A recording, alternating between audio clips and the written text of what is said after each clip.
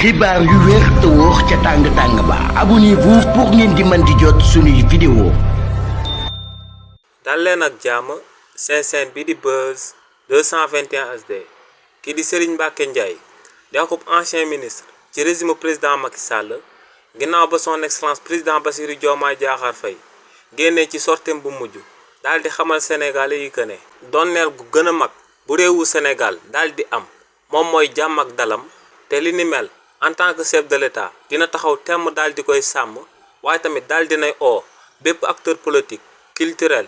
activiste ak képp kuy yeewoo ci réewu Sénégal ngir ñu daal di koy sàmmale jàmm joojeek dal joojee kii di Serigne Mbacké Ndiaye daal dina ciy tontu son excellence président Bassirou Diomaye Diakhar Faye kii di Serigne Mbacké Ndiaye ne ci oote boobee son excellence président Bassirou Diomaye Diakhar Faye daal di oote ngir ñu daal di koy sàmmal jàmm ak dal ci réewu Sénégal ne na mun naa nekk ku njëkk ki nga xam ne moom moo ko siy jàppale ndax ne jàmm ak dal ñu daal di koy suuxat ci réewu Sénégal daa yàgg daal di nekk combat wu démbam ak combat tayam waaye ne son excellence président Bassirou Diomaye Diakhar Faye bu bëggee jàmm ak dal sax dàq ci réewu Sénégal faaw mu daal di boole discours am boobee akub jëf ne son excellence président Bassirou Diomaye Diakhar Faye lu mu war a daal di njëkk a amal moom mooy mu daal di digal yoonu réewu Sénégal ngir ñu daal di libérer képp ki nga xam ne dañ laa daal di teg loxo ngir délit d'opinion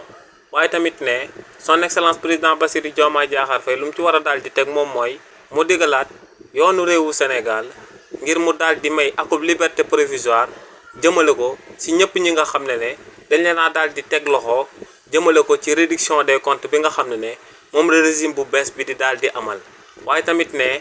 ñetteelu mbir li nga xam ne moom la son excellence président Bassirou Diomaye Diakhar Faye war a amal moom mooy mu daal di jox akub délai bu toll ci ñetti weer képp ki nga xam ne da ngay soutenir parti bii di Pastef ngir nga bañ a daal di dem ci ay plateau di tontante wala ngay daagasante jëmale ko ci ñi nga xam ne ñoom ñooy songu régime bu bees bi ne son excellence président Bassirou Diomaye Diakhar Faye bu posé ñetti acte yooyee ne lu leer ba am moom mooy que ne jàmm ak dal dina continuer di am ci réewu Sénégal kàddu yooyee Serigne Mbacké Ndiaye daal di yëkkati képp ku ci amal akub ñàngat di nga gis que ne à part lu mu wax ñu daal di libérer ñoo xam ne dañ leen a daal di jàpp pour délit d'opinion yeneen ñaari proposition yu ci daal di teg yëpp ay proposition wu dof la lu sabab lu tax ñu wax li ni mel moom mooy que ne kii di Serigne Mbacké Ndiaye daa wax que ne